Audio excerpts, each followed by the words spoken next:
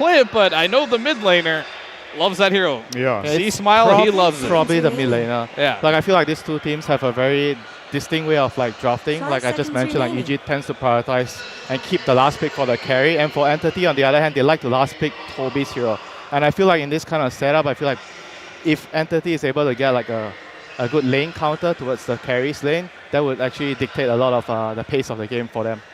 Right now, they have like, I feel like they should know this SF is not the carry. Like I feel like I would pick the mid hero here, or maybe if the Lina is going mid, but I would actually want to pick like a mid hero, like some Ember, some spirit hero, some rotating hero, and leave the off lane for last. Only thing that might be scary about that is like the Spirit Heroes don't generally lane well versus the SF mid, right? Yep. But I mean, Tiny can lane mid versus SF, right? It's probably not the best matchup, but he can probably one of the better like rotating mids that can just deal with him in the laning stage. This is their first SF pick of the tournament, and that's probably their mid actually, right there. Yep. Stormer gonna be playing the Pugna mid. Why Pugna here though? Like it's against a Clockwork, Rubik. I feel like those heroes are really good against Pugna. I mean, I'm just going to assume he knows his matchup here in the mid lane, right? So if he's going to pick it versus SF, he knows something that I also don't know here. So the clock, pretty good versus the Pugna here. We don't really know where SF's going entirely, but they could still mix things up a little bit. I guess they could still play Pugna on 4, Tiny mid if they really wanted to. It's still flexible at the end of the day, so it's not that bad of a response. Yeah, the last time Stormer played the Pugna mid, it was against a Void Spirit, and I don't really see very many other similarities in Entity's previous draft with the Pugna. The only same hero is the Undying, everything else is different, so I'm curious what the motivation is, but I'm leaning a Stormer Pugna. As I would too. A 4-position one would be very exotic. 4-position Pugna doesn't feel like I can do anything in the game. Like it's not even particularly strong in the laning phase. You can feed. They take out the Visage, so most likely, as you suspected, Winter, Toby's hero, going to be the final pick for Entity, and we'll have to see. Right now, Entity keeping their options open with the bans, whether it's a mid SF or a carry frontline, SF. they kind of need like a frontline hero, like some beefy hero that's some tight kind of hero, teamfight hero. They can also lane against the Brute if they can find that hero. I mean, they played Tidehunter before, right? Yeah. That is the hero he plays. It could be potentially good. They will get to see where this SF is going, which I think is going to be super important. Yeah. They kind of need like a neutral hero because they don't have the overall last pick. They don't want to get stuck in a situation where they pick the off lane and then the hero doesn't do so well if he has a very, very bad lane. Yeah. I mean, he does have last pick here, so he will get to see what he will be laning against. Surprisingly, Entity have not played Centaur a single time, and I feel like that's an offlaner that's been trending heavily throughout this group stage. I mean, EG hasn't played Shadow Fiend yet either, so we're going to game it first. So looks like Kunkka will be going mid, and it will be a carry SF with Clockwork support. I mean, different times now. You don't really farm cogs anymore. Go raise this level 1 just to secure the lane, but it's still a strong lane regardless. If you're picking into that and you're Toby here and you're laning with a Tiny, you don't have any super obvious choices here that you're just for sure you're going to crush the lane, right? Yeah, no. I was thinking like heroes like Centaur, like Tsunami mentioned earlier, but the lane seems like it's going to be really difficult for him. If it's a range hero, like he's played Venor, but I'm not sure Venor if it's that good here against Clock and Rubik.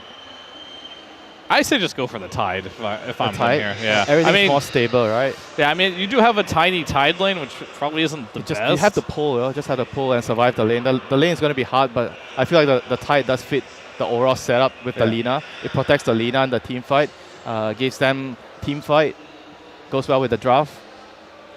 Yeah, I mean, we'll have to see here, but I think they need something that can deal with Brood in like the early mid game.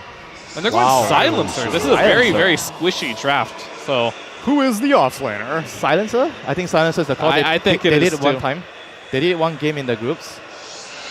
Toby's the offlane Silencer. Oh, he brought it to the major, right? Yeah, so the game that he did it in the group stage was against BetBoom, and they did win that game. Right. So it's not totally out of left field, whereas, like you said, Fear, Kunkka and Shadow Fiend are totally new for EG in this tournament. Right. And what is the mid lane matchup, Kunkka versus Pugna, as I try to speak over how excited the crowd is. Yeah. Winter, field it. That matchup is very, very favorable for Kunkka. Yeah. Like, super good for Kunkka.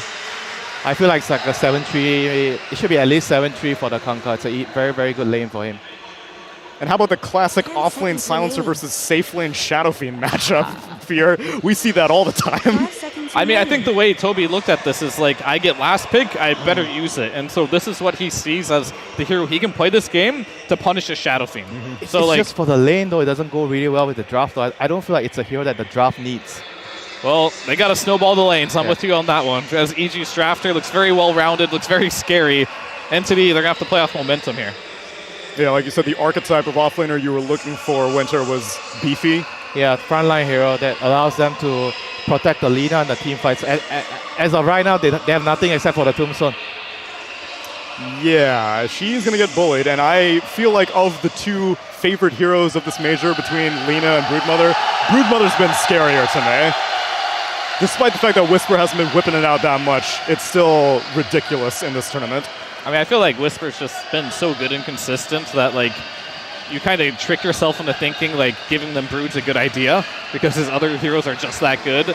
So it's going to be really much so a game where they're going to have to somehow make rotations onto this Broodmother, and I just don't see how they're going to really do it either. So Yeah. it's going to be a tough game. Well, they picked their poison. They took the Whisper Broodmother, and now we have to see how Entity is going to do against this home crowd here in South America. And we'll find out with our casters. It's Mr. Avo Plus and Jenkins. Tsunami, we're in front of this wonderful LIMA stage. People are going absolutely crazy. Pakata's playing with the audience. Panda's playing with us for some reason.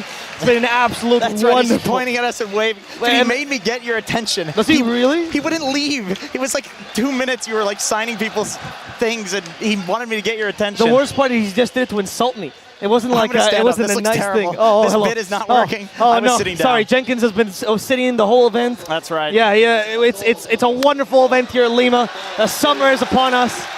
Vamos Gotito, they say. They finally figured out there's no hair under that cap. That's right, brother. I don't know if you can see those signs of the Spanish stream. I realize they cannot, but it's okay. The match is paused right now. Yeah, they it don't is. want to concentrate on our faces, but unfortunately, they're fixing something. Maybe more tape for the booth? Maybe an air conditioner. Maybe they have to I drill saw a some hole. beads of sweat down Chris Luck's face. Yeah. He And might I be. can tell you that's not nerves because he said he doesn't care if he wins or loses. That's true. He Tell truly, me about that. He truly doesn't give a shit. He is the most patient man I've ever met. Yes, he is. That man is not afraid of anything. That's right. This gentleman was more concerned with people coming to Peru and enjoying the food How many and the culture. foods did he bring you? Probably about 5 or 6. And there's a few. There's like one miss, but most of it was hits. I feel like it's very degenerate gamer food. You know what I mean? Yeah. Just like chicken and sauce and potatoes and all this good shit that's really bad for you. Yeah. Which I love. Anything that's bad for you, I'm down for. Yeah, it's been Peruvian food has been mostly pretty bad for you, but very tasty, right? So that's right. something I really enjoyed That's here. right. It's hard not to join the crowd. I really am curious as to how Entity will respond to this. Yeah. I'm pretty sure every time Chris Lux gets a last hit, they're going to cheer. Dude, this is the most insane crowd that I've ever experienced. Yeah. I don't understand. I don't understand how everybody here can be so happy. This is an incredibly happy country, which on USC's pubs I wasn't entirely sure about. Right. But you come here and it's just smiles everywhere, dude. It's hard to not be like contaged by it. Is that a word? Contagious? Like contagious. Sure. Right? Like COVID, but smiles. I think we have two different personalities. People here have come up to me like, "Oh, Avo, I'm such a big fan." I was like, "Oh, do I know you from the street?" Hey, He goes, Alpha, you piece of shit. Yeah. There's that one, yeah. well, there was one that literally said, I'm the one that sends you death threats. And I go, "Oh, yeah. you want a picture? Hey, buddy, okay, yeah, sure. Get a picture, yeah. Okay, whatever. I think that's You just look, they've got like the Grim Reaper. What's it called on Snapchat when you have like a filter? A filter. Right. I don't do the new Zoomer stuff. Is this just us? Okay, I guess the going draft on, is gone, guys. Press the game, 1 in chat if you think Entity is going to win, and Right. press 2 in chat if you think Stormstormer is going to be playing Pugna. we already know that, right? Yeah, he's Pugna. He's playing Pugna. I just wanted to give people like a free W. You know what I free mean? W, Yeah, yeah. free win. Okay. They Yeah. put our names now in case people have forgotten. I said I want to be Banana Slam Jammer Right. Dota. Right. All right, let's talk about the game. Sure. We got a Broodmother Oh, and we got a we're going Lina. into, okay, there yeah. we go. Now It's we have a mock- picture in picture. Yeah, picture in picture. But we are more important than the game for Yeah, some reason. of course. Sure. Yeah. Yep. What can you tell me about the game? We got a Broodmother, we got a Lina. And so anytime that happens, One on each side. you know that whichever team was first pick, which I didn't see it because I didn't know the draft was going, whichever team was first pick was like, okay, or second pick was like, we're going to leave both in, and then that way we're going to get one of them, which means they had an answer to both, I would imagine. Or they were very confident that Entity would gravitate towards the Lina, which I doubt, honestly, because their offlaner is just like pure summons. So they probably had a plan for both. It's EG. Yep. EG, I know I've been feeling very good about first pick these days. Yeah. I feel very confident with it. I think a lot of teams are feeling confident in first pick just because there's like 3 really OP heroes. Right. It's like Lina, Brood, and then +1 for a team. It's like Tree. For some teams, it's Undying. For Gaming Gladiators, it was Leshrac. Nature's Prophet for some people. Nature's Prophet for some teams. Other teams don't value the Natures as much because maybe they're not like confident in the flex between offlane and carry. The game is going, guys. Right, we don't need to see our faces anymore. Let's go right into the game. Goodbye. Woo! Well, we'll still be here. We will still be here. We will, but you can only hear our voices. I will describe what's happening. Okay. We're going into the game. The picture-in-picture can disappear. Yeah, there we go. We did it. We summoned it. We're in the actual game right now. Jenkins, they're doing this thing where they're checking wards mid. We've not seen the weird degenerate tactics about checking tree and protectors with trees. This is much better. This is classic Dota. That's this right. is how smoke should be played. That's right. They're meeting up mid, placing some wards. See Smile. Maybe he saw that. We're not exactly sure. I can't hear you over the crowd at all, by the way, to be completely honest here. People are going absolutely crazy about just a smoke at the start of the game. Yeah, something they didn't consider, right? Will the crowd be louder than everything else in the arena? It is too powerful. I think because for the last series, it wasn't EG, obviously. Yep. Oh, right, that's true, actually. Yeah, we're screwed. Okay. Yeah, we're screwed, but that's okay. if the crowd can cast for us, that's a well, they were doing the wave earlier. It's an improvement over the cast as well. Yeah. We tried to do the left to right wave, though. That didn't work. Or right to left. It's because we don't read that way, so... Right, exactly. It's very difficult for us. Yeah. Yep.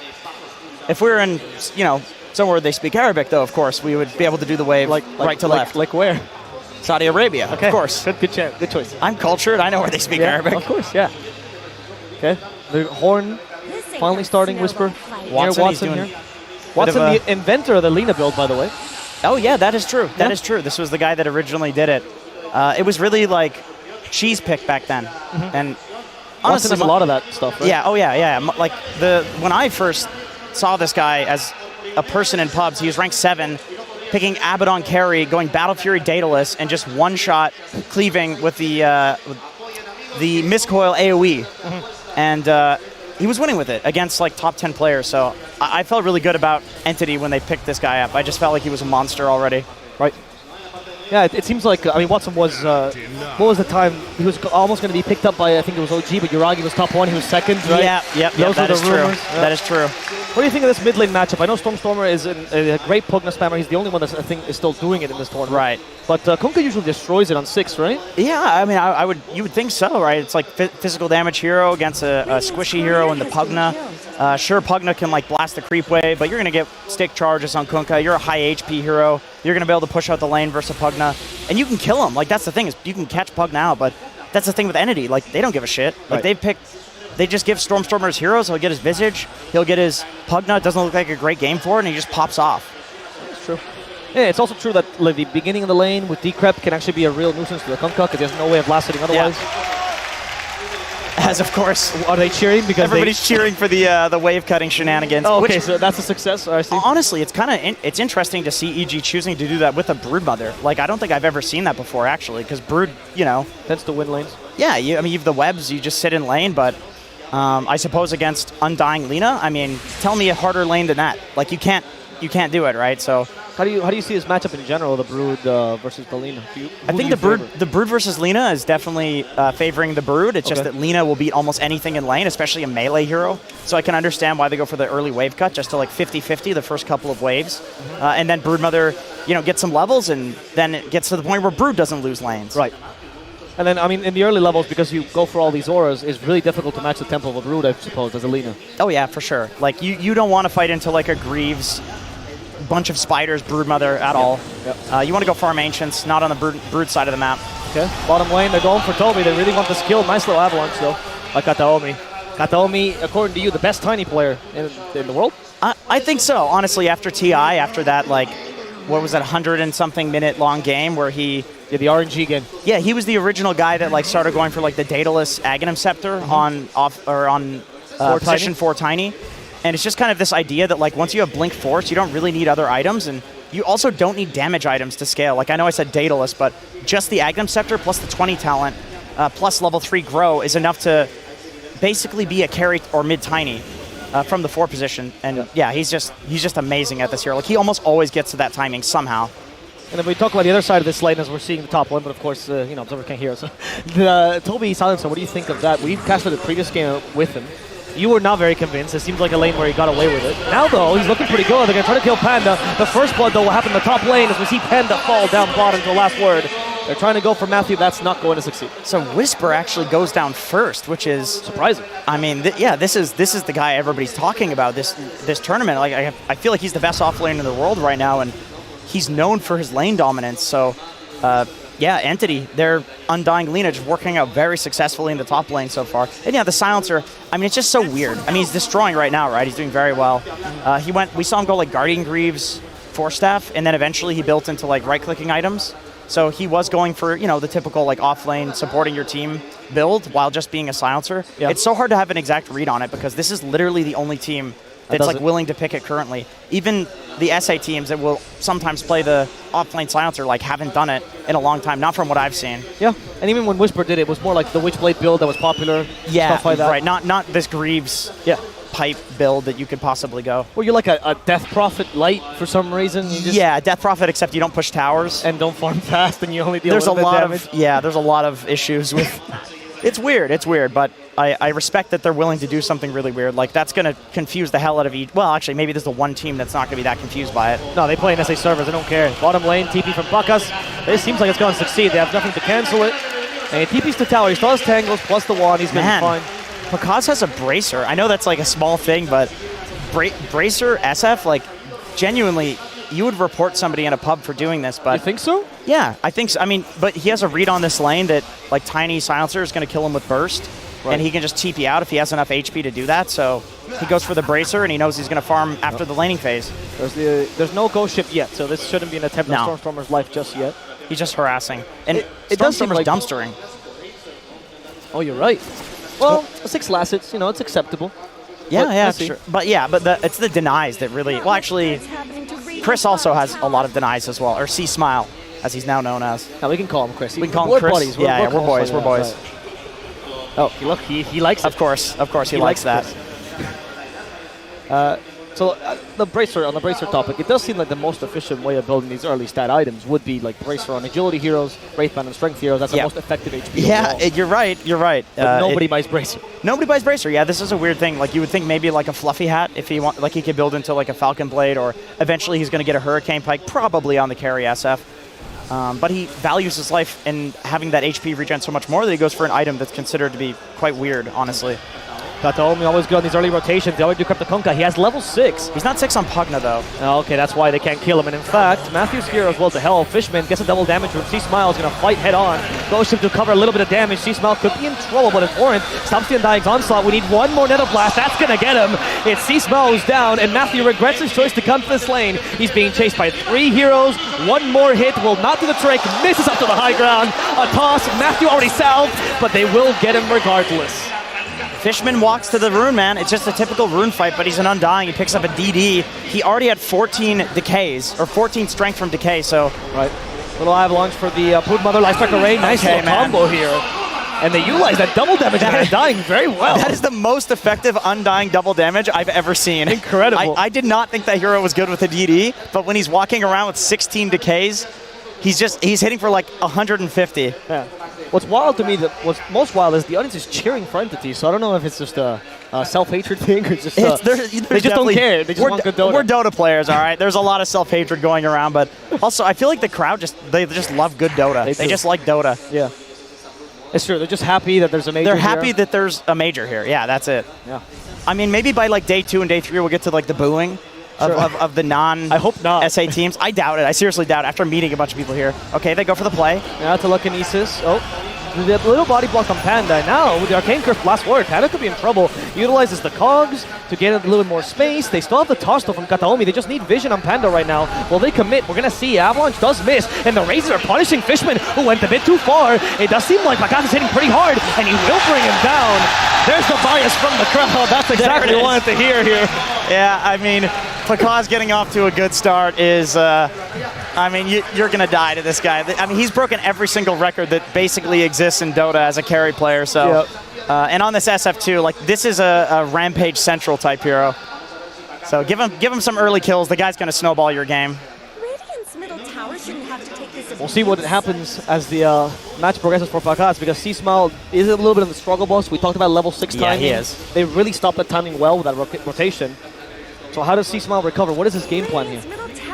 Well, he's got an Arcane Rune, so that definitely helps. If he could TP somewhere and make some sort of play. The thing is, like, going to Whisper is a bit weird right now because Whisper is also struggling. Pakaz, I don't think, needs the help, so he's probably going to stay mid and defensively rotate. It looks like Whisper is actually finally getting some space up in top.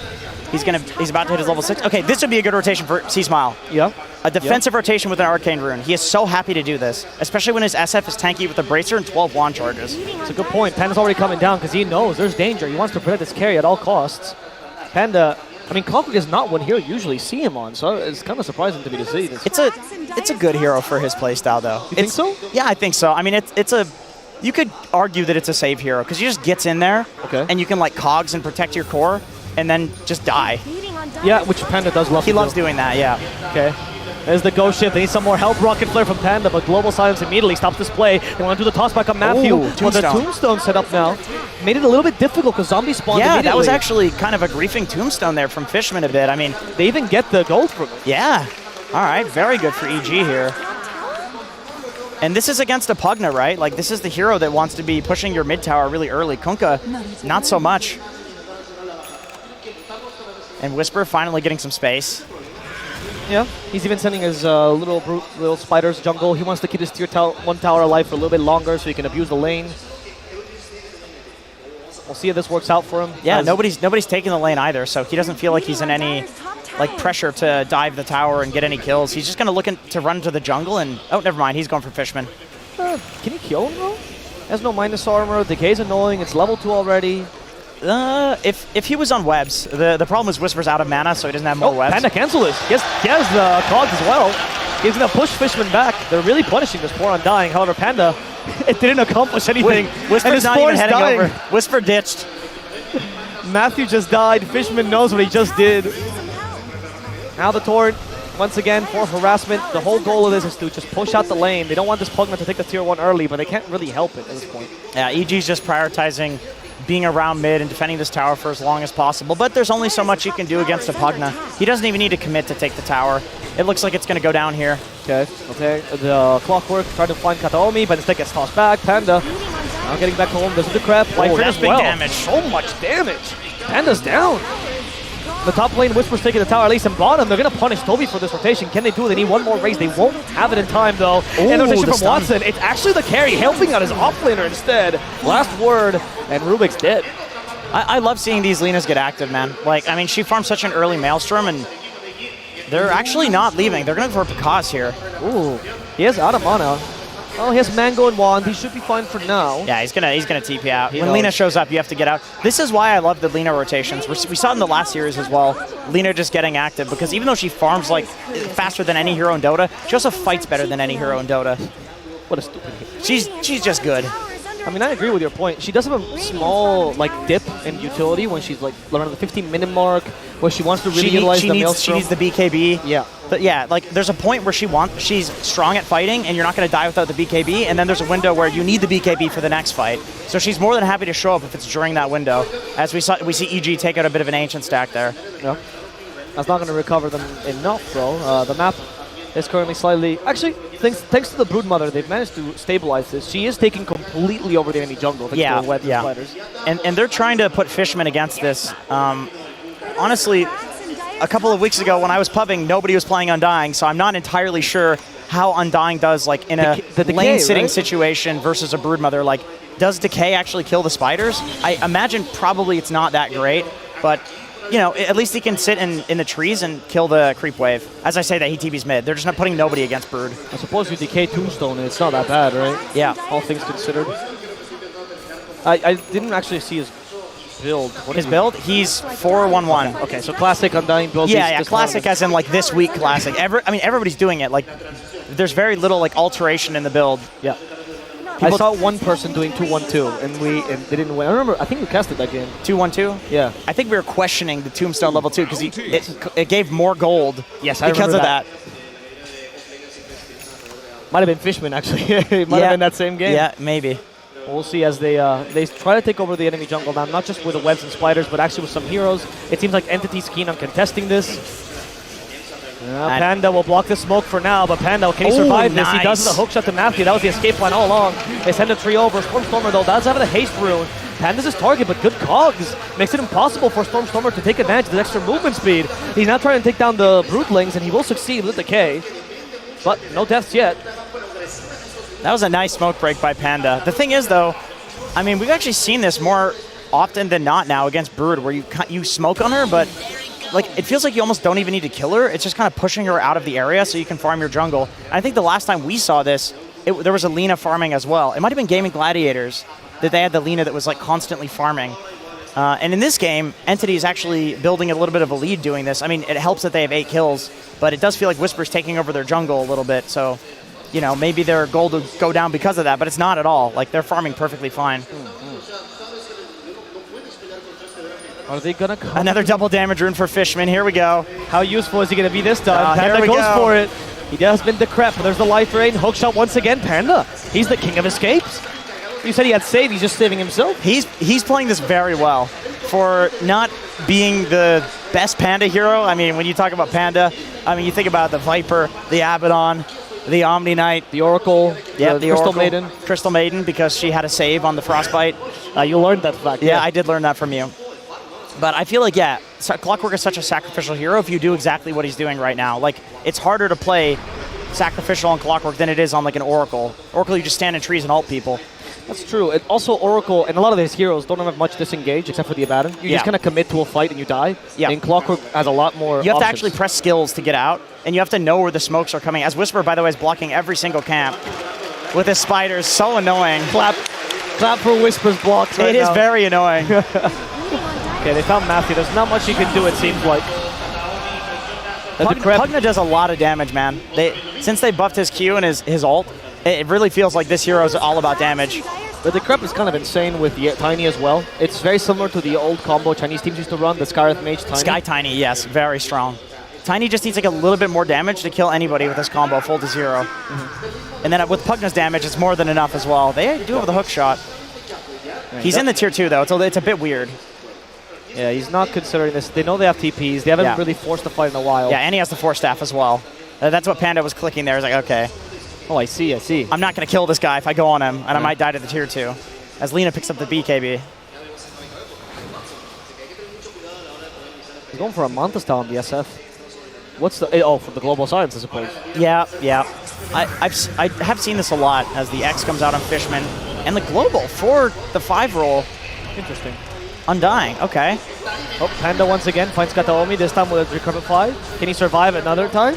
He does have the hookshot available, but he needs a target to actually hookshot to. He's just really tanky. He feels fine. Watson is going by though. He hits him with a Laguna Blade, a hookshot. Panda will still die when he gets up to the high ground as the Undying gets caught with the ghost ship. They need a little bit more. They still with the crep. Where's the Fade Book? Matthew's got it. Fishman will fall. The Avalanche with Ice Dark Array. Matthew wants to continue this fight, but he knows in the high ground he's too scared. Okay, so 1 for 1 in the end of things. Both 5 rolls go down.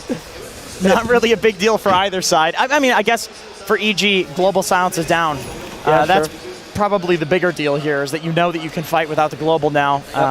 So you can get like a Kunkka combo off without worrying about it so much. But yeah, going back to the Manta style, like this is a very NA-SA thing too. Like if you have any excuse to go for a Manta style on SF, like they're going to go for it. What's the logic? Why is it so good?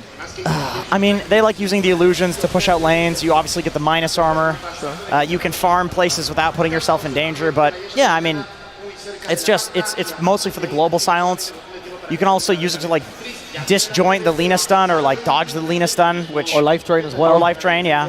Because my question is, why this over BKB? It's the flashier item. That's why. Okay, that's a Pakas move. Pakas wants to set more records. we'll see if it comes back to bite him. Like, I have seen this really grief games, for sure, in pubs where people go for the Manta style. You know, actually, their coach was telling Vintage, he was saying that right now he feels like Dota is determined very much so by like a single item that you made a mistake on. Not so much a play, but like a single build or a single draft error. For sure, and it's like you don't get an item at the right time, and so you lose the fight, and then they get an extra item on you, and then any item that you get doesn't matter after that point, it feels like. Whisper is being such a pain in the ass with these spiders. He's basically just choosing which... Man, they actually have no jungle right now. It's really annoying. So he did successfully block them. Whatever camps he can't farm, he's just putting spiders in. And it's fantastic because they don't actually want to fight, right, in that jungle, so they can't really contest the jungle. Right. This is a counter to like what I was saying earlier that people do, which is they put all of their heroes in the Brood's lane, and then they push the Brood out of the jungle, and they just farm behind. Right. But you can't do that if there are spiders. So this is a really beautiful counter to what people have been doing in this tournament to deal with the Brood. Like, prior to the tournament, going to the Brood's lane like this was considered a grief, but then people realized you have to do it. Yeah. Brood is so much of an OP hero, you have to go to her lane, push her out with 5 heroes, and then farm. But this counters that. It's true. And Entity, you can see they're actually making movements towards that lane because they want to open up that part. Right, They just know camps. Open it up for what? Yeah. Like, you kill the Brood, what camps are you going to farm? It's true. Watson has been mostly in the triangle, which you said carries don't like being in these days. Right. There's a smoke coming in here. They want to go into the enemy triangle. That's a good way to open up the map for them. But for now, it's just a D ward. Maybe they turn and look for Roche because, they're going to go for Roche. Okay, that's not a bad idea. They've got the Undying. I mean, this is a... Whisper will know this is happening. He's scouting it. What's the team fight looking like for AG? Not very good if this starts. Global Silence with the Avatos combo. They want to go for Matthew first, and he's down. Entity. Back into the rush bit. Bakaz. He summoned Wreck in the Souls Blade. Did see him, and they all avoided. Nice force stuff there. Entity just ignores the enemy carry completely. There's a Torrent hitting the lean as well. Watson. Nope, it's actually Kataomi who initiates the Purify to get rid of it, but no, Laguna Blade gets rid of Bakaz. No more carry. Matastal did not save him there. It's time for the Roche, and they're out of options. EG doesn't have enough team fight. That high ground ward genuinely just won Entity that fight. Not only did it let them get the pickoff to start the fight on Matthew, it also allowed a zombie to spawn on Pakaz, which gave perfect vision of him while he was ulting. They all just back off, 4 staff away. And you can see the problem with the Manta style. Yes, it's able to dispel stuff, but you can't dispel the tiny avalanche, you know? Like, what are you going to do? Disjoint a single one of the stuns? He's got to eventually get a BKB. He's queued it up now. He's queued up the BKB. Oh, Watson just got Brigand's Blade. That is... Oh, that is so stupid on Lina. I mean, that's so stupid on any carry. That's like the best tier 2 neutral item. It is, but particularly Lina is absurd. Yeah, it's insane on Lina. I mean, honestly, most of the carries are heroes that are very like Lina. They're like Lina replacements, so... That's true, actually. Okay. Another Decrep, but this time it's for the Kunkka. He's not going to die to a single bout of spells like that. The tower, though, that's a different issue. Tier 1. They were just looking to stop the combo from the Kunkka, so he doesn't get the boat off, which he didn't. He has the BKB, so C-Smile feels pretty fine.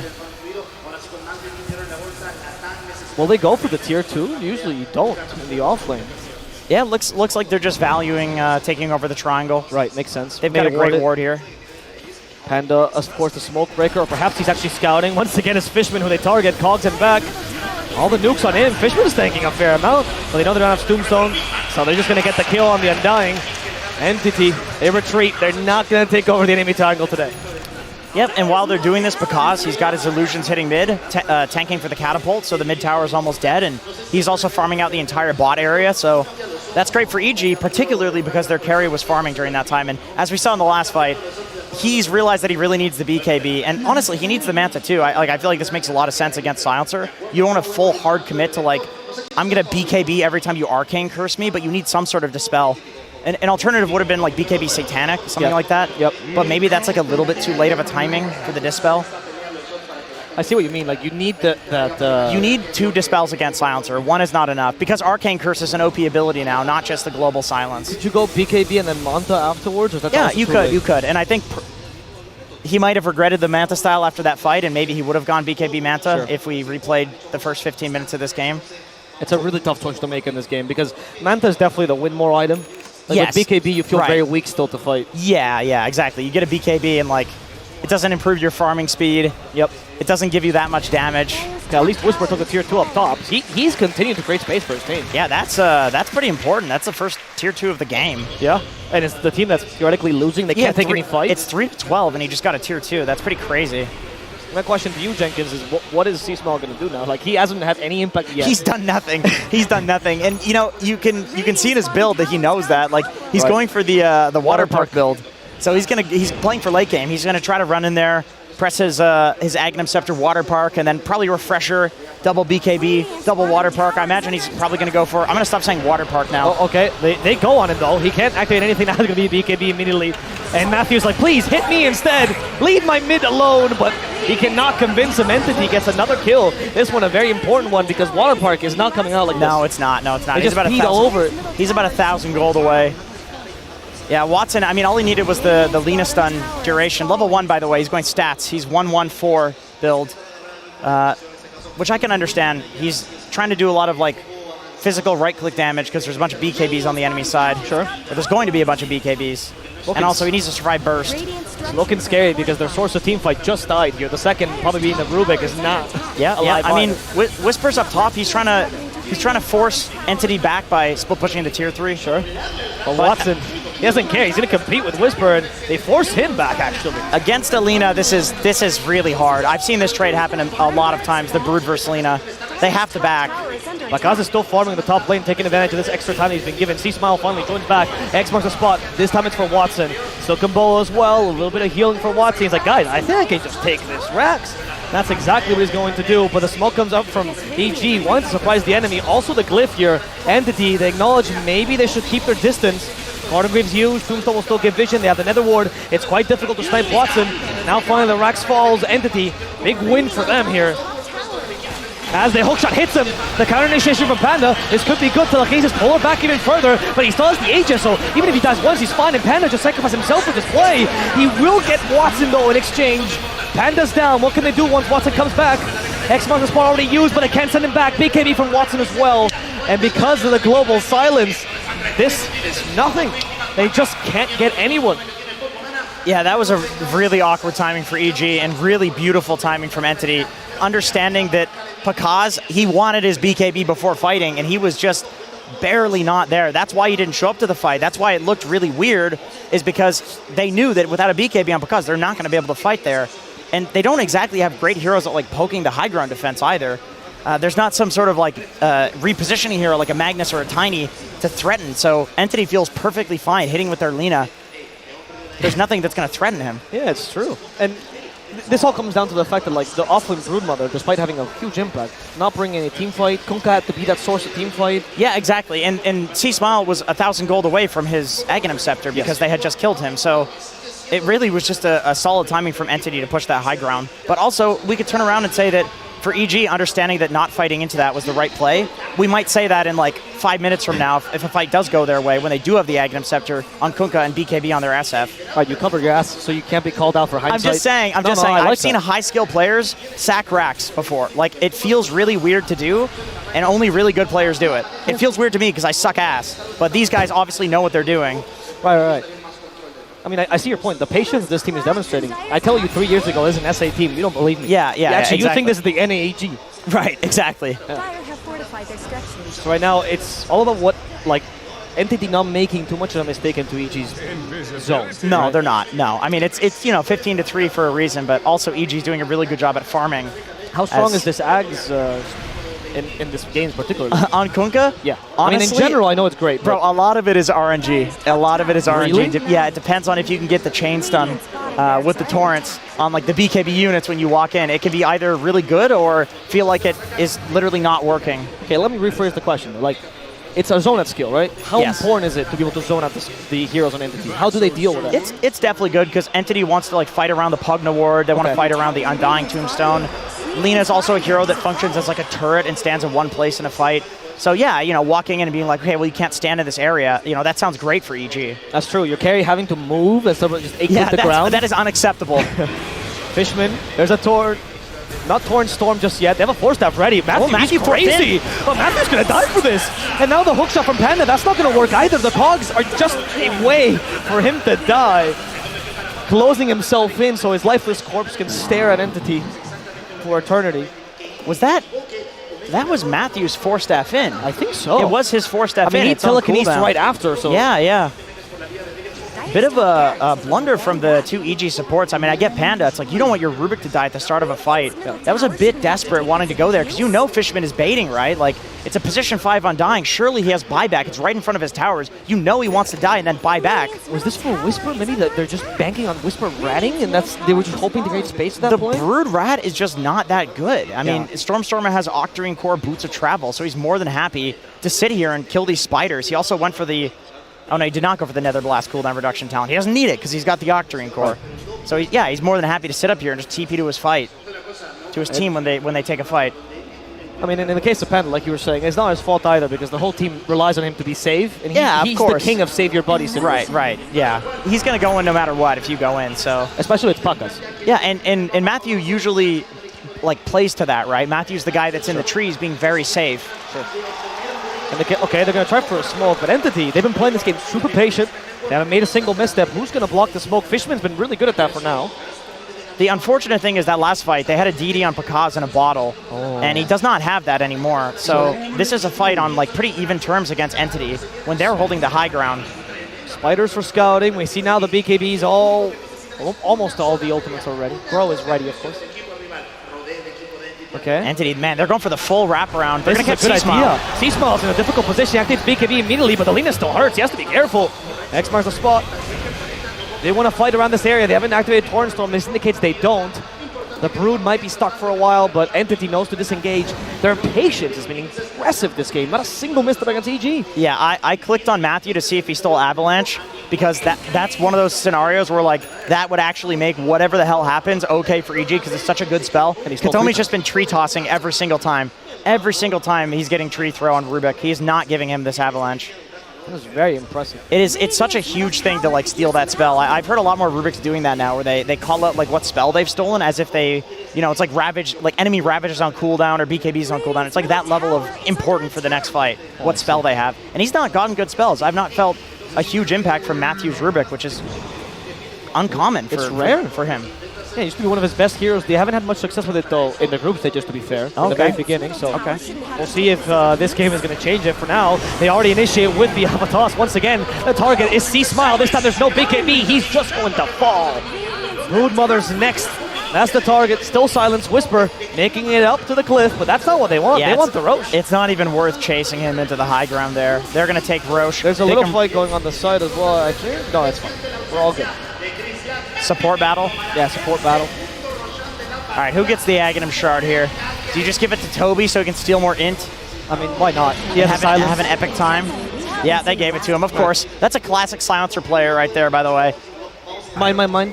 Yeah, exactly. Give me that 4 int instead of 2. I'm the carry. Yeah. He also, the biggest part of the shard, though, on top of the silence, which is like, okay, you steal 5 int now per glaive every time you hit, which is actually considerable. That is true. Yeah, that is true. It changes that. It's a really good shard. Like, pretty much, I think they could remove one element to the shard, and it would still be a good shard. Yeah. The silence actually is the weakest element. It's the weakest part, yeah, and it's still pretty good. I mean, against certain things, against like channels or whatever. But then again, Silencer already has a lot of silences, so it's not like someone's black calling. Guys, wait, I'm on my 4th glaive. I'm about. Yeah. It's like, dude, don't you just global them, bro? But this is more efficient. There's only one silence. Right, exactly. If you attack fast enough, it's permanent silence. Yeah, but then you go, why are you a cheap Slardar? You're just a bad Slardar. Range Slardar, my boy. Very powerful. I mean, on the bright side for EG, they are finding a fair amount of space for the cores. They haven't really fallen back in terms of farm. Yeah. But we can see Pakaz in the enemy triangle. Of course, from playing on USE so much, he's used to this. He's used to having to have 1v5 games and farming in the enemy triangle when his team is griefing. His 4's already feeding mid. And you're okay with that. Definitely. Yeah, Pakaz could 1v5 this still. It's looking really hard, though. Like, Entity is... They're playing this flawlessly so far. You value him over the Lina, the SF in the late game? I don't value anything over the Lina, the late game, to be honest. I wish I could say there are matchups that are good against it, but it's like you need kind of a whole team draft, like a Batrider plus an SF or something like that. Then maybe you're talking something that counters Lina. Right, and the Kunkka is not particularly that. No, he's also not... We've not felt his impact in this game yet. No. I'm looking to see some big Aghanim Scepter Kunkka plays in the next fight. I don't think it's a big play. I think you press it and you go. Well, yeah, you hope that it hits the right target. Right. And it can. I mean, it's one of the most disruptive things to play against in the late game, honestly. Especially when he has the refresh, and he has a sheep as well. Okay, he has tidal wave now. That could be important. Yeah, repositioning. Could have used that earlier on the earlier siege, honestly. Yeah, well, you're asking too much. He hasn't done anything this game, all right? A little baby step. Okay, they decrypt the tomb, so that's a little bit difficult. Pakaza in trouble. Arcade to the KB. There's the save coming in from his support. And when the Ghost Ship plus a Taurus Storm, they're actually doing nothing for now. They're lacking the damage. Panda's just dying. Tidal Wave will be ignored. Entity. They just brush this off. They don't care about the water part. They don't care about the Konka. Tidal Wave. They just don't have damage. They don't have damage for these heroes. They're Australian. They just ignore these large waves. Now the Ranking of Souls, that wave might actually deal some damage. They finally get the kills they were looking for. Aegis on Lina, though. She's going to come back. What are they going to do when she does? She doesn't have BKB. anything. She's in trouble. She's disarmed. She has to hit back, but she can't because she's constantly stunned. They finally get the kill they were looking for. Onto Watson. Goodbye to him as the Tiny gets away with a Blink Dagger. Entity, man, they bit off a little bit more than they could chew there. This is the first time they might have overextended a little bit. Yeah, they overextended. They were feeling the victory, man. What a play by Pakaza as well. That Requiem was important in that fight. that was a good Requiem. I mean, Watson he was in there with nothing. He had already used his Satanic. He already used his BKB. They're going to keep pushing. 45 seconds. Watson is dead, man. Oh. Okay, there's the booze. We did get them. There's the booze. It didn't take until game 2. His PC crashed. All right, awesome. Okay. They were actually chanting, yes we can, yes we can, yep. we can crash the PC apparently. Okay, let's break this down a bit. So Watson, he bought out because a highlight replay, is that possible? I mean, we have time. With how the game is going, he was able to buy out. He thought he was able to buy out. Now he's dead for. I can call for it. There we go. Oh, there's the replay. Okay. Oh, that's what you asked for, the replay. I see. Okay. Yes. Yeah. Honestly, C-Smile walking in and making them use all of their stuff on his Torrent Storm made it so that Watson didn't have stuff left for after the Aegis respawn. Okay, sure. And also, you are right. The tidal waves are looking pretty impactful. They're putting them like just out of position, and also it disarms. So you're stopping the Lina from right-clicking while that's happening for a sizable duration when you're talking Lina. Like 1 second is enough time to save her from doing 2,000 damage. Okay, they just tried to unpause. God damn. And they said, wait. God damn. Entity needs a moment. I see what you mean, right? Like, they only need to create one opportunity because, honestly, it's Lina or Boss, right? And as long as you put her out of position, they actually have good team fight. So that's what they're trying to do. I don't know if Entity will fall for the same antics It's again. like a really scuffed Bat Rider. It's like working, though. Obviously, it worked in the last fight. Oh, yeah. That's nice. That's my favorite cam. Dude, Panda does not look... This is a man who's been feeding himself away on Clockwork for his teammates for an entire game. Yeah, but he's done a lot of saves, though, so I think Panda should be feeling I mean, good. he should feel good about himself, but being a position 5 in general just doesn't feel good. So, he's used to it at this point. It's true. It's mostly pain. It's a lot of pain and suffering. You started playing position 5 recently. That's right. What was the reasoning behind that? Depression. Oh, right. Yeah. I heard you got a cat of 9 tails as well. I got a what? A cat of 9 tails. You know the whip thing? Huh? You never seen that? It's like a whip. It's like a whip that has like multiple whips in it. No, I've not seen that. It's great for flagellation. You're into some kinky shit, aren't you? I mean, no, it's not my thing. It's just, okay. I just have. I understand. You have some for research. Right, of course. And obviously, when you play support and you die, that you do that, and then. Oof, of course. Really of course. boosts you. Yeah, right. No, your carry does that to you. You don't whip yourself. I mean, Richie's actually only a 4, but he is above me. Okay, I see. So it's not really up to me. I see. Oh no, he's our producer. He heard me. There's the crowd in all their glory. Yeah, they did not look happy. The EG fans did. They figured out what part of the crowd was actually happening. Fishman's vibing though. Yeah. Earlier, Stormstormer winked at the camera, which is why he just got all of Peru in his pocket now. Yeah. Oh, there's a smile on Panda. All right. My God, Panda. Okay. He did the calculations. He realized Watson does not have buyback. Right. And he's like, oh shit, we can actually Rax here. Maybe Pakaz actually gave him a fist bump. My favorite stat about this team is Pakaz's favorite player in Dota is himself. Yeah. And Panda's favorite player is Pakaz. Yes, of course. Yes. True support duo. That is why they have been together for so long. Yeah. When the SA big reorganization happen. That's why they stuck together. It's true. It's because Pakaz has had his ego stroked infinitely by Panda on the position 5. They actually... You're not going to give that up. They're actually the only duo from that Noping that still exists, right? That lane duo is the only thing that survives. Yeah. Because obviously before Noping they were Omega, right? Yep. And once they changed for Pakaz into like... Oh, no, sorry. No, I'm wrong. Never mind. It was HFN actually. It was Matthew and Panda that stayed together for this long. Okay, all right. Yeah. Support duo, I mean, that's a bubby ship right there. I think it's important. Not so much in the lanes, but like in the game. According to Matthew, you're dealing with your core's bullshit as well. Right. So you actually... And the fact that Panda gets to not have to be captain even though he's a 5. Yeah, exactly, exactly. Right. He's been told to train as a captain for years. Yeah. And then Matthew came by, he's like, I'll do it for you, bro. He's like, right. Yeah, that is good. Yeah. I don't think Matthew could turn like the captaining part of himself off. No. That man is captain through and through. Yeah. Even when he has support staff, he still is essentially one of the coaches. Yeah. He's still the manager of the team. It's true. He's the psych. It's true. Even though in this game, C-Smile is the captain, of course, of the C, being the Kunkka. Right. And that last fight, yeah, he had of the C smile. That's good. Let me shake your hand. We're shaking hand right now. Can we go on the camera? No. Oh my God. It's very sweaty. It is incredibly so. It's very hot here. Don't show his score. This is just shaming him. 1-6 come and on, 5. come on. If you could see the amount of that's 6 deaths for his team. Right. So those are actually 6 saves. Yeah. Right. Exactly. A lot of pride here. All right, let's talk about the other side. It's easy. Entity. It's easy to talk about the favorites, Peruvian right? boys. No, but Entity are great boys as well, right? Yeah, of course. Of course. Fishman probably with Creep Wave was the most successful squad ever to come out of Tier 2 Dota. Yeah. Like they were all at TI last year in different teams. That's true. That is true. If you think about it. And this year they're still continuing their trend of uplifting Tier 2 with Watson. They're like, okay, we're not going to go get one of these big boy carries that's been Tier 1 for 10 years. We're going to get a guy nobody knows about, except for Jenkins, because he was watching him play Abaddon carry. Or Avo, who watched them on bait. Going dataless. Oh, yeah, well... The first scout was Dendi. That was the real scout of That Watson. is true. Yeah. I will say that iteration of bait happened before I was obsessed with Watson's carry builds. Sure.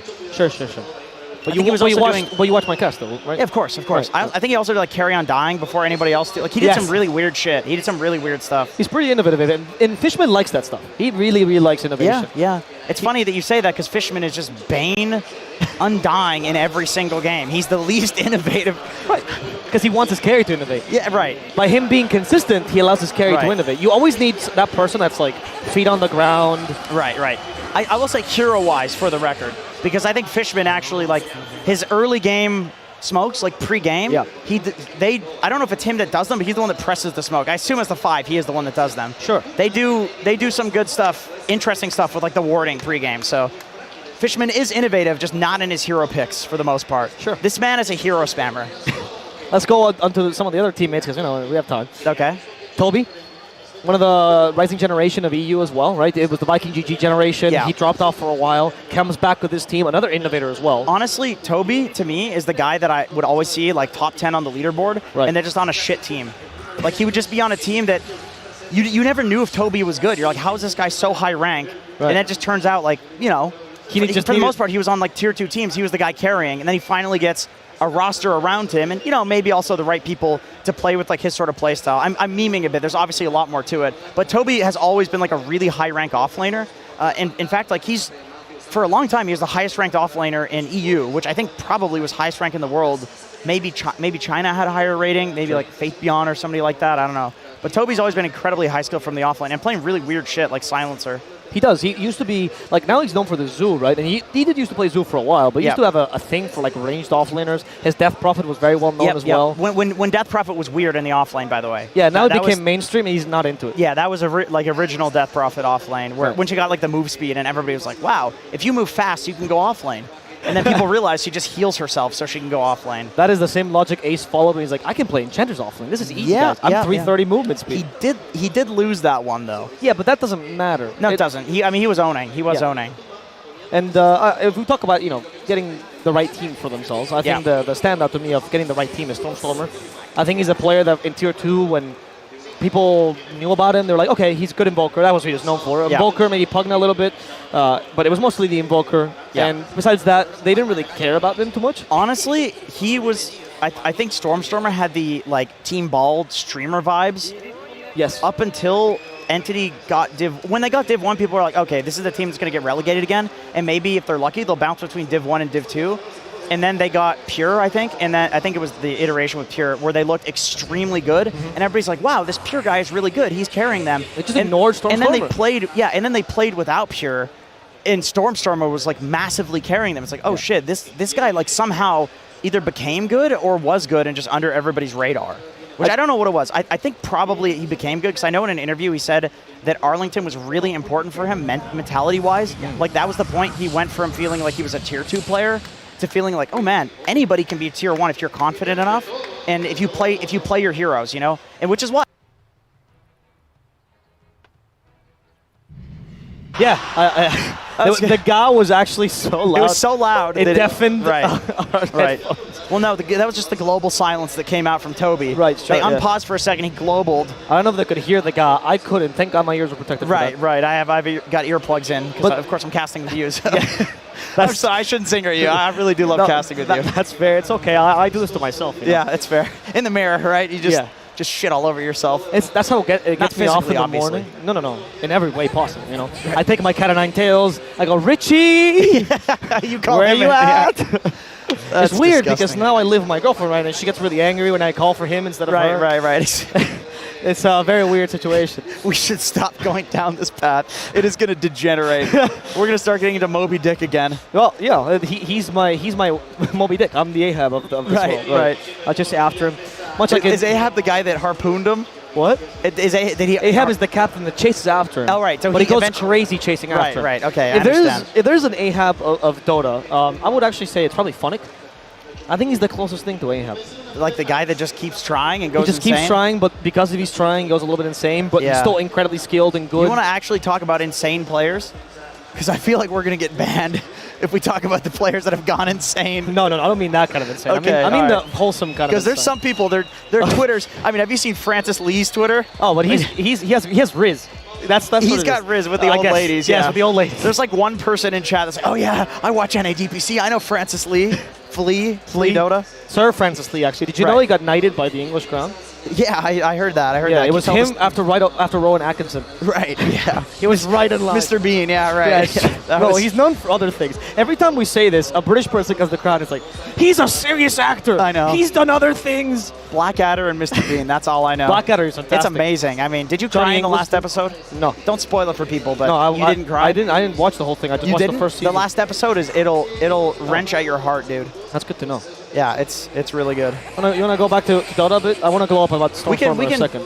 We can do Dota, yeah. I think I just want to say I think Stormstormer to me is such a reference of like what you can do or like the importance of tier 2. Yeah. Because I think there's a lot of players that come from tier 2 and it's all about they're finally being discovered, right? Yes. And it's like they just played in really garbage teams and they finally get a chance. Yeah. I think Stormstormer did get 1 or 2 chances to somewhat shine. He had chances, yeah. But it's his grind that really makes him the player that he is. I think he's a very likable personality for that because he acknowledges the position he's in.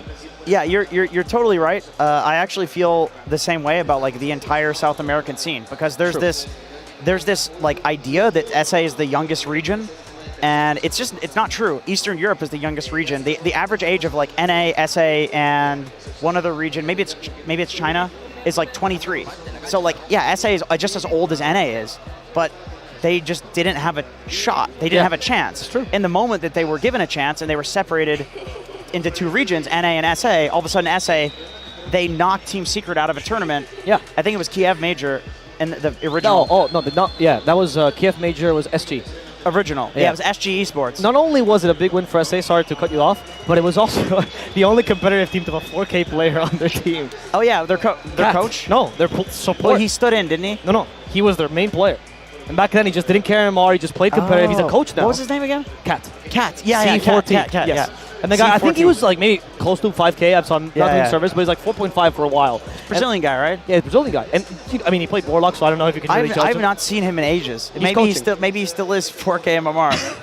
It's possible. He might be out there. I mean, but he owned. He actually owned. I remember him owning and being like, "Holy shit, MMR is actually just a number." Well, Denny was right. I think back then it really didn't matter at all because now, sure, there's like these high immortal pubs that matter. People valued it back then. Because I remember much people more so than it. you needed to, though. Yeah. That's probably true. I think competitive Dota back then was so much about tactics. So people were, compared to now, they were not that good. honestly. And you not being mechanically skilled, as long as you knew how to play the game, could give you a huge edge. And I think that game was a very good example of it. Yeah. Like, it was the first time that SG wasn't just like, oh, these players are good. Or, sorry, SA. Like, these players are good, mechanically skilled, but they actually know how to play Dota. Right, because there was this idea, it's like, oh, there's all these like really high-skilled players, but just shit strategy. Yeah. It's like, wait a minute, they have a 4K player and they're winning. Well, that can't be true. That can't be the narrative. 4.5, 5K. Yeah, sure, right, Let's give him right. some credit to the poor guy. Back then it was larger. You round it up. Yeah, 5K actually was, 5K was like immortal back then. Yeah, exactly. 4.5K maybe that was right on like the cusp.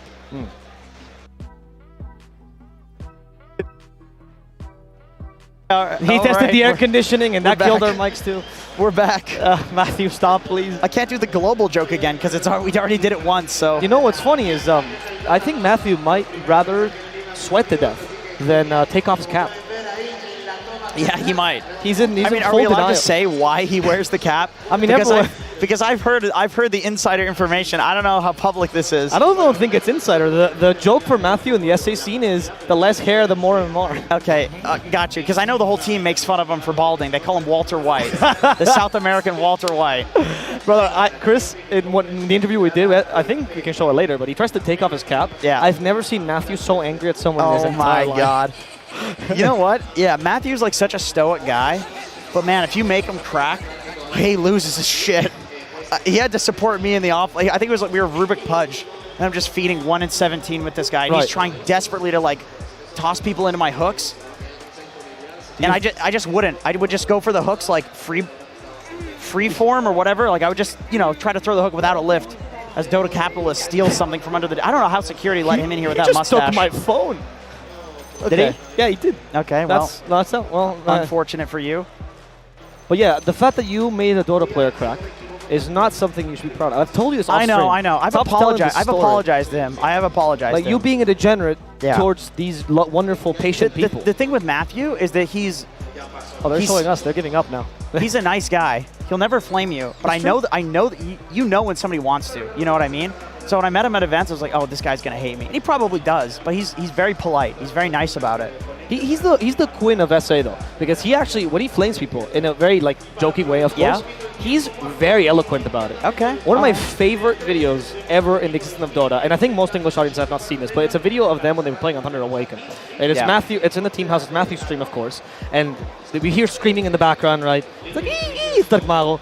And it's like, Matthew's like, what's happening? He's like, there's a cockroach. It's a cockroach. Someone kill the cockroach. Literally, that Mago was really scared. I remember the cockroach situation, yeah. And then Matthew's like, don't kill the cockroach, let it out. It's like, I can't touch it, I can't touch it. And Matthew says, I mean, if you're allowed to live, why can't the cockroach live? Don't kill the cockroach. It's our pet now. It's our pet now. You always have to take any opportunity to insult your teammates. Yes. That's such a good way to build team camaraderie when you all just hate each other. It really works. I mean, look at C Smile. The SVG theory is actually, if you're right about at the cusp of killing each other, as you reach that TI finals, you're gonna win TI. What information does he have? I don't know. I don't know what team he ever refers to. Because what is he talking about? What's difficult is that he tells me this every... hated each other? No, he tells me this every TI, right? Tundra may have. And now it just increases. Like, now the options are too big. I don't know who he's referring to. Okay. I don't know who has inserted information on. So he's just because he's never been close, right? No, of course not. Of course not. He was on Quincy Crew. Good Lord. He was the king of NA for a while. That's right. He almost prestige. That is as low as it gets. King of NA? My God. He's on the panel. It's like being the king of Antarctica. That's actually pretty valuable. You know, there's like a bunch of ice, I think, and penguins. Penguins are cool creatures. Yeah. I think there's... Oh, actually, I don't know if there's penguins there. Do you know polar bears and penguins have never seen each other before? Right, because one's South Pole, one's South Pole, one's North Pole, and clearly neither of us know which is on which side. I have no clue where penguins live. Chat, press 1 if penguins are on the South Pole, and press 2 if Stormstormer is going to be playing Pugna this game. Okay. Because he's disconnected right now. Press 3 if they're the North Pole. Oh, we're watching replays, by the way. Yeah, here's the early game, guys. This was so long, we actually had time to cut these replays for the first time this tournament. Yeah, that's a great play. That's a ghost ship, Jenkins. Yeah, that was the ghost ship on the double damage on dying. This actually went horribly for them, so that was terrible play-by-play coming out of you. Did you know? Go ahead. Did you know that the ghost ship, yep. the damage mitigation ability back in Dota 1, is called Captain Coco's Rum? I think it's called Kunka's Rum now. So I don't know why they did that. So it's still alcoholic. But Why would it be him? He's not a captain of the ship. He's crashing it. He's a terrible captain then. That is true. I would not want to get on that ship. Right, exactly. He's like, he would be like the captain of Fart Studios. Right. Then he would kick his first mate right after crashing the ship and blame him every time. Kick him like what's a keel haul him? You've lost me. Keel haul, you know? People are cheering about. These are two Spanish casters who are married and they cast together. It's actually the cutest thing. They're on screen. They're called Neka and Tainim. Go for check everybody them out. On the Jenkins has ADHD, so he's getting distracted by the by the other screen. They were kissing people on this. They were kissing for everybody on the English broadcast. No, for everyone on the Spanish broadcast. Again, they're two Spanish casters, right? Yeah. Spanish is the other language that's being shown in the arena. Right. And they're called Neka and Tainim, and they're married. And everyone loves them because they have a nice, cute dynamic. Married people kiss each other? Well, these two do. Most people don't. My parents never did. All right. Go on. That's it. That's all I had. You've lost it? I lost the thread? I lost the thread. I'm just thinking about my childhood now. We got the reconnection, just like Ava will not reconnect with his father. So the game hopefully will be happening here soon. I have SVG now. I sound like SVG? No, I have SVG now. I don't need my dad anymore. He is a father figure. He is. He's a parental figure. Because he really is disappointed in you all the time. So it really does remind me. What reminds me of my dad is he constantly calls me a clown. That's the big selling point. Yeah. Okay, the game has actually started. Unpaused. Oh my God. The game is unpaused. We get a replay. The live replays. Can we go? Can we end the replay, please? Get the replays off of the. Everyone's cheering. No, we don't need to see the people. The game has started. The Spanish broadcast. Oh, there we go. There we go. We're in. No.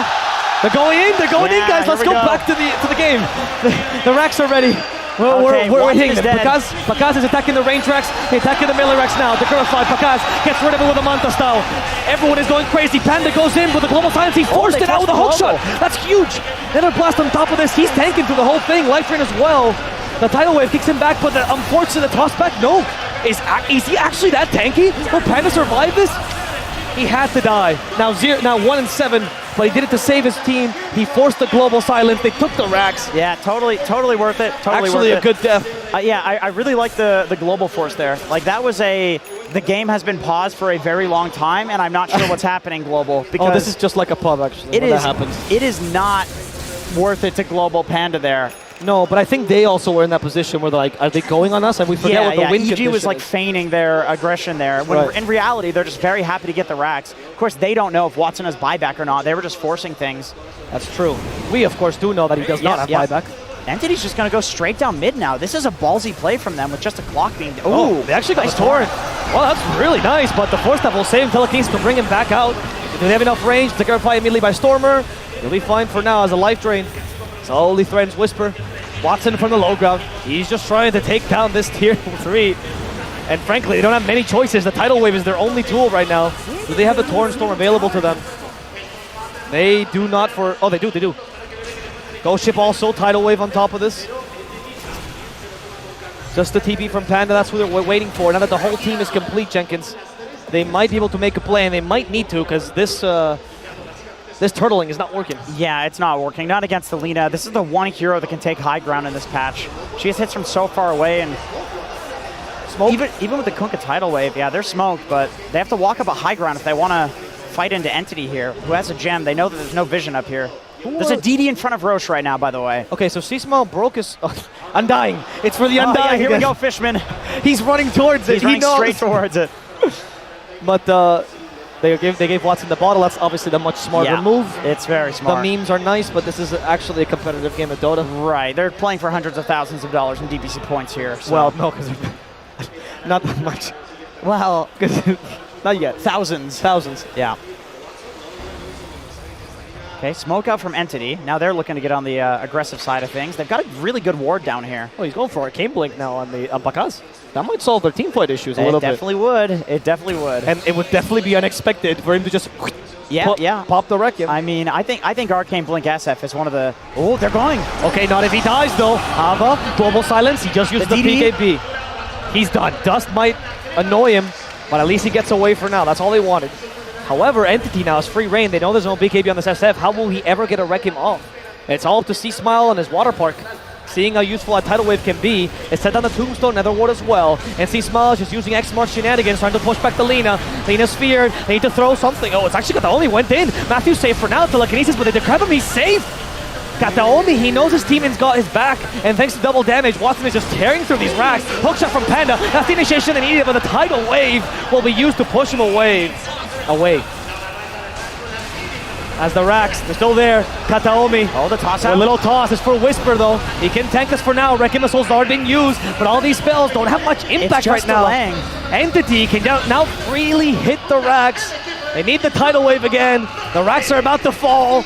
It's literally on 10 HP. It's going to be Toby that takes him. Because denied it, dude.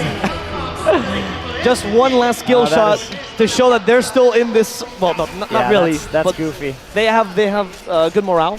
Yeah, sure. I mean, half of this team is the Beast Coast from last year. You know, a lot of these players have... You don't even need Beast Coast. You just need Chris. Like, Chris is the morale stone. I just mean they're used to playing lower bracket and winning Game 2, Game 3, but Entity is also very good at stomping people 2-0. Right. In upper bracket. So that's true, actually. If you consider it, neither Whisper nor Chris Luck ever known what upper bracket feels like. Yeah, that is true. their first time. That is true.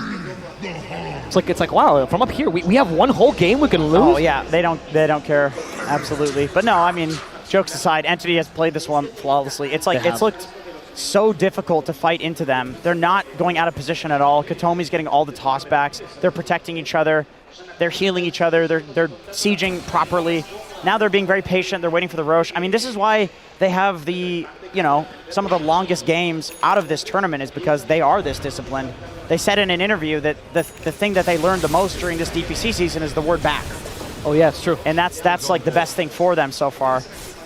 And being still very disciplined.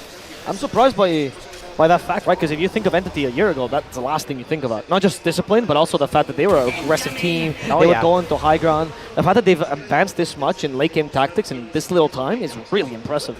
And also a testament to Watson's strength. Yep. As a hookshot. Okay, that hookshot was just to force the silence again, and Panda is getting away with it. Panda's alive for now. Okay, he's not getting away with it for long. He tries to fly away, but the Gleitner keeps him in place. Those cogs won't save him. They have lost their clockwork, but at least there's no silence. Is there a tossback though? Kataomi, onto the creeps they go. Can Watson get to him in time? Pakaz doesn't want to activate his BKB. Everyone just creates oh no, the Tornstorm just got used to make sure Pakaz can get away. That Tornstorm now is not available for this next fight. That's going to be very difficult for them to deal with. Luckily, he does have Refresher. He has Refresher, but you would really like to use the Torrent Storm and then follow up with another Torrent Storm in the same fight. Because then the RNG doesn't matter as much. Exactly. It doesn't matter as much, and you've got extended duration, more damage, and you also outlast their BKBs that way. Yes. So 34 seconds, they're probably going to wait for that to be up. The problem is, if they do wait, that's going to be Roshan that they're playing into, as well as the Mega Creeps. Do you give the edge to the Silencer right now? For the area last word? Yeah. I think they did. Yep. That's going to hurt. That's going to hurt a lot. I mean, at some point, if the game goes that late, he will have last word mutes, which will be pretty insane for the BKVs, Satanics, and whatnot. But he's level 17 right now. I don't think they're even thinking about 25. He's not had that much time to farm, and honestly, there's not been like a crazy amount of kills in this game. It's kind of been just Entity running at the buildings and EG trying to figure out how the hell to stop them. What are the good points in EG right now? They're struggling for their life. What are the good points? What do they have in their pocket? Is it the Arcane Blink they're waiting for? Will allow people to turn things around? Yeah, I mean, Arcane Blink Refresher on SF is always some crazy late game scenario where like maybe they can kill the Lina because she's disabled for so long. Sure. But they're gonna have to wait out the Aegis or have her use everything pre-Aegis and then kill her on the respawn, which did happen before because of the Kunkka. Meanwhile, Entity, they're keeping their patience, but now with the Aegis, they should make a play while the Aegis is still alive. Right. Katomi's got the ninja gear. This is what's been letting him set up so easily. They don't see him on these initiations. Welcome, the best Tiny in the world, Matthew. He thought he was free, but he's not actually. Avatar stops this, and now Pakaz is retreating with a BKB on. The Lina deals too much damage. Matthew is done. Luckily, he has Vi back here as they try to stop Stormer, but he's still too tanky. Tidal Wave to push him back. Another decrep. Stormer's just fighting on. There's the hookshot. Yeah, takes BKB in the middle of the hookshot, which means he's not going to get pushed back with a cog. Stormer is currently invulnerable to their damage. They can't bring him down. Another Tidal Wave which will be ignored, and Watson meanwhile just hates the towers. That's his target all along. Oh, toss back at Pakaz. That's too strong. Pakaz is down for the count. He doesn't have buyback right now. And Tidal Wave won't be strong enough. It's just C-Smell versus the world. He's trying to fight Watson head on with Tidal Wave, with the Torrent Storm. Is that going to be sufficient? She's still up in the air. Life drain from Stormer to keep her alive another second. He does fall, but the Aegis is still in their possession. Now the ethereal Clockwork, they're going to hunt him in the trees. Panda is down, not to save anyone. There's the last word in an area with the Gleipnir. What are they even going to do? Back to their base they go as Watson continues his labor of just hitting the towers. The GG is called. Matthew is done with this match. Entity with an almost perfect game. The EG in their first match of their upper bracket. Yeah, man, I don't know what to say. Like that was just flawless. Like I could compliment all of the players on Entity.